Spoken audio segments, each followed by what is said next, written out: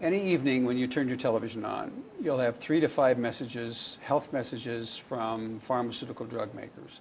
We happen to be one of the only 2 countries in the world, by the way, that allows that on commercial television or anywhere. Everybody's talking about health one way or the other. How do you know who to listen to, how valid what they're talking about is, and how much of it really is sponsored and paid for by people that want to drive them to methods of pharmaceutical use or whatever? I mean, how can you... I'd say you could start off by dismissing the commercials. What's funny is at the end of each commercial, there's this very long disclaimer, you know, can cause headaches, paralysis, you know, whatever it is. I mean, this very long list that may not be for everyone and all that. I think it's crazy for individuals to be pitched in that way. Now, it's an interesting thing, though. In some countries, for example, in Mexico, you can just buy what you want over the counter without a prescription.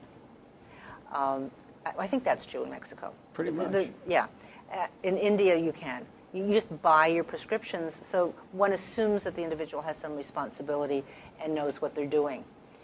I was speaking to a gentleman from India recently who's in a scientific researcher, and he said what's happened is that people have been able to buy drugs over the counter and are now realizing that these drugs have some pretty bad effects, and they are now turning back to their traditional medicine. Ayurvedic, Large numbers of people that are doing this. So that's apropos of people being able to buy their own stuff. But that still doesn't address the issue that people are actually being pitched about specific drugs. I think that's actually very poor because you don't even know what's wrong with you. You have a symptom. Now, the way I practice medicine, and if you look at traditional Chinese medicine, Ayurvedic medicine, all of those, they're really treating the whole person, not the symptom. You know, a headache in one person is not a headache in another person. One person can have a vascular headache, another person can have a tension headache, and so on. You need to know, you need to have a diagnosis.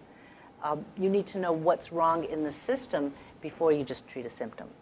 So it's dangerous for individuals just to be treating in that way. Of course, it's dangerous in some cases for doctors to be treating people too, because they're using medications as their first line of treatment where that should be the last line of treatment. Now, I will prescribe medications.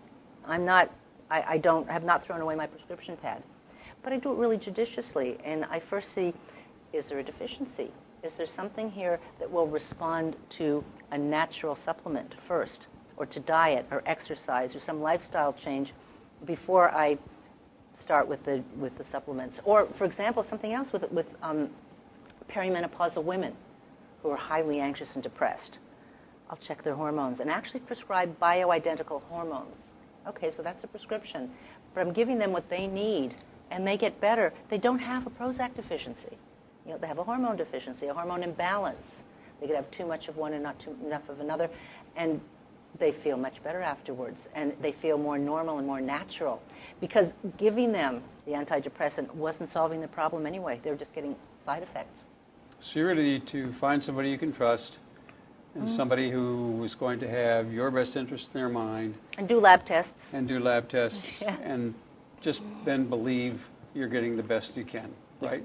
Thank you.